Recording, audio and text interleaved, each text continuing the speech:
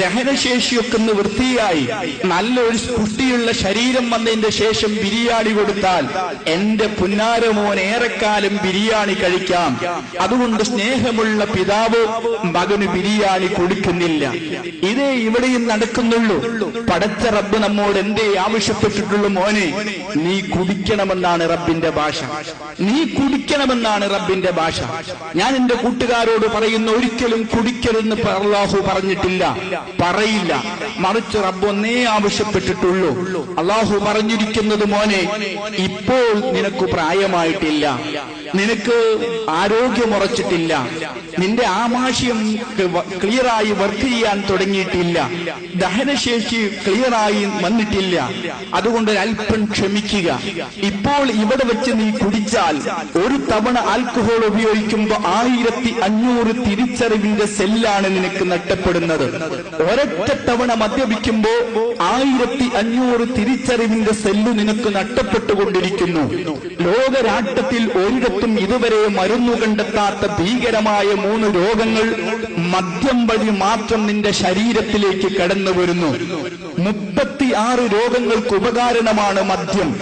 57 രോഗങ്ങൾക്ക് മരുന്ന് ഉപകരിക്കില്ല, അഫക്ട് ചെയ്യില്ല മദ്യപാനിക്ക്.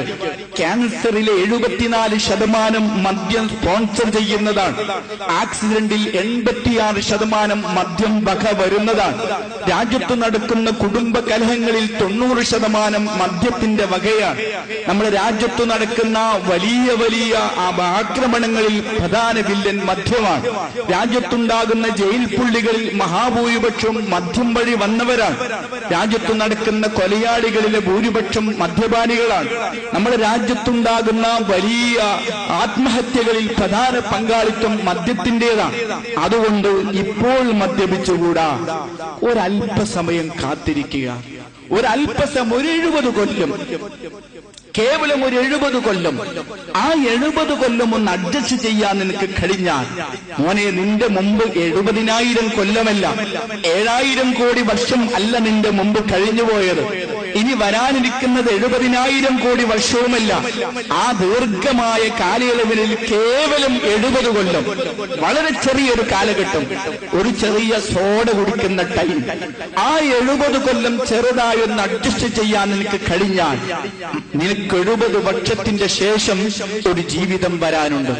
അവിടെ നിനക്കൊരു ശരീരം വരാനുണ്ട്. ആ ശരീരത്തെ ആക്രമിക്കാൻ രോഗാണുക്കൾ ശ്രമിച്ചാൽ നടക്കൂല. ആ ശരീരത്തിന് ക്ഷീണമില്ല, ആ ശരീരത്തിന് രോഗമില്ല, ആ ശരീരത്തിന് ടെൻഷനില്ല, ആ ശരീരത്തിന് വിഷമമില്ല, ആ ശരീരത്തിന് ഒരു പ്രയാസമില്ല, ഒരു ടോയ്ലറ്റ് പോകേണ്ട ബുദ്ധിമുട്ട് പോലുമില്ല. ആഗ്രഹിക്കുന്നത് മുഴുവനും ലഭിക്കുന്ന ലോകം. അങ്ങനൊരു ലോകമുണ്ട്, അങ്ങനൊരു ലോകമുണ്ട്. ഹാപ്പി, പിന്നെയോ വീണ്ടും ഹാപ്പി, പിന്നെയോ വീണ്ടും ഹാപ്പി, പിന്നെയോ വീണ്ടും ഹാപ്പി. അങ്ങനെ ഒരു ലോകം നിങ്ങൾ ആലോചിച്ച് നോക്കൂ. അങ്ങനെ ഒരു ലോകമുണ്ട്. ബഹുമാനപ്പെട്ട നിങ്ങളുടെ പ്രിൻസിപ്പൽ ഉസ്താദൊക്കെ സ്വർഗത്ത് പോയുള്ള ഹേലെന്തായിരിക്കും ഞാനിങ്ങനെ ആലോചിക്കേണ്ടത്. ബഹുമാനപ്പെട്ട AP ഉസ്താദൊക്കെ സ്വർഗത്തിലേക്ക് പോയുള്ള അവസ്ഥ എന്തായിരിക്കും? അവിടെ ദർസ് എടുത്തണം വേണം? വേണ്ടല്ലോ.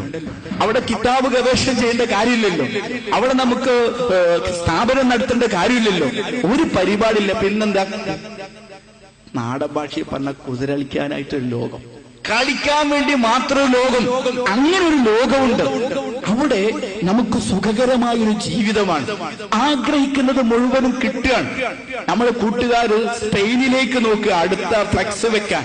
ഞാൻ പറയുന്നത്, എന്തേ നമുക്ക് ഏറ്റവും വലിയ ബോൾ കളിക്കാരനായിക്കൂടാ?